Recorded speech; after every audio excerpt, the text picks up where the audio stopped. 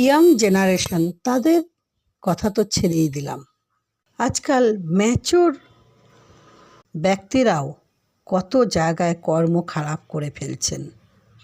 পকেটে পয়সা থাক চাই না থাক, ঘরে ঠিক মতন সব কিছু পাক বা না পাক, তবুও এক্সট্রা অ্যাফেয়ার থাকা চাই।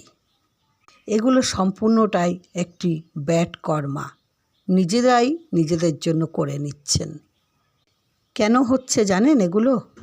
প্রত্যেক মানুষের ভেতর থেকে ভক্তি শ্রদ্ধা বলে কোনো জিনিস আর রাখছেন না।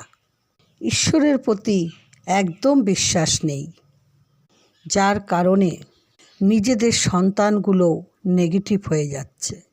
এগুলো সম্পূর্ণটা প্রত্যেক ঘরের প্যারেন্টসদের বোঝা উচিত। এর মূল কারণ হলো সংস্কার, শিক্ষা। শিক্ষা সঠিক থাকলে সব ঠিক।